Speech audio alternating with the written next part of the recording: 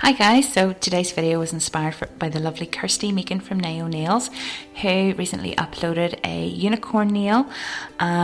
This is not a tutorial, it's just a first attempt with my practice hand. As you can see, I'm just sort of prepping the nail now, and I'm using a Young Nails nail form.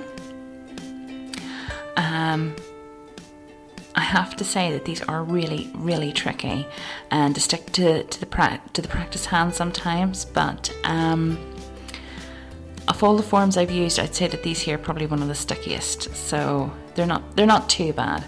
But anyway, as you can see, I'm just kind of putting the form on to the practice nail, and once the form is on, I'm now going to be using the ultimate big boy brush from Salon Services. This is the first time I'll be using this brush. And I have to say it was really quite tricky actually, because it is such a big brush compared to the usual sort of size 8 that I normally use. So it's going to take a wee bit of getting used to, but I've just put a really big bead of Young Nails white acrylic down, and I am just kind of tidying up around that there and just sort of patting and smoothing it into shape. At the moment I'm just sort of creating a nice stiletto point there, and then what I will do is I'm just going to put a little bead just to build a bit of a arch there, just to kind of just over the stress point, and just to give it a nice sort of shape in that there from the side view. Once the acrylic is dry, I've just removed the form. And now what I'm going to do is I'm going to file and just sort of tidy up around the edges and that there, and give it a nice shape. I'll also sort of contour just over the top of the nail too, just to make sure that everything is nice and smooth and ready for application of the curves of the unicorn horn. So I'm just sort of finishing up around there and dusting all of the dust off with my new duster brush, which is gorgeous. So I've just lifted my first small bead of acrylic and set that down, and I'm just kind of swiping it up to the right.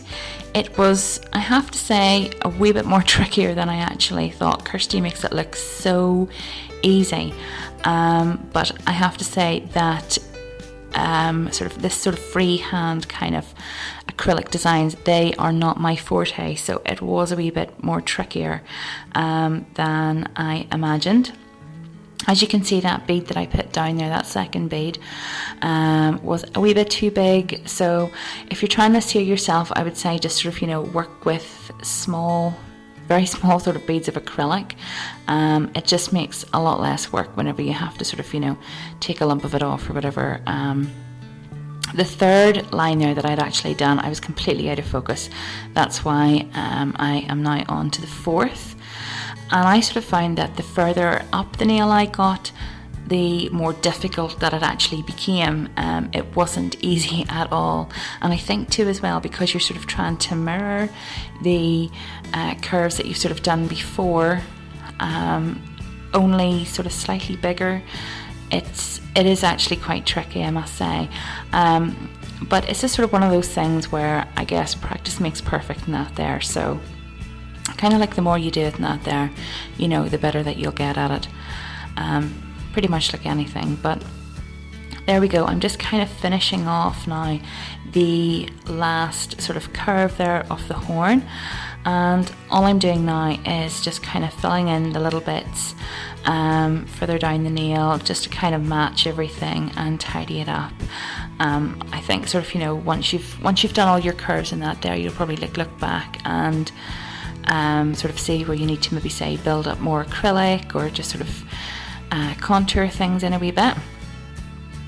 Once the acrylic has dried now, I have just went in with a cone shaped nail bit, and this is just to kind of tidy up around the edges and that there that I've been working on. I just sort of found that this here really helped me, just sort of any wee bits in that there that just sort of looked a wee bit untidy in that there. It also sort of helped to give the curves a much sort of sharper look to them. So yeah, I find that they're really helpful. So if you do have one of those nail bits, I'd highly suggest you give that a go, just to sort of tidy it up. Now I've just sort of wiped down in that there with my young nail swipe, just to get all the dust and that there off. And again, I am just tidying up around the edges with a file, just before I move on to the next step. And then I am buffing just to make sure that everything is nice and tidy and smooth. And what I'm going to be doing now is I'm going to be using a colour called First Romance. I wanted to see what this would look like with a single coat of gel polish over, and I have to say I think that the single coat actually works best, and it just gives it a nice kind of blushy colour and sort of helps sort of contour around the grooves and stuff like that there off the horn. Once I have that cured, I just decided then just to go in with some mermaid sort of powder and just give it a wee dust over. I just thought that it gave it a bit of a lift in that there and made it look a little bit more sparkly. Although mine looks sort of more like a seashell really than a unicorn horn, but it just kind of gave it just a nice wee lift. And then lastly then, I am putting on my top coat.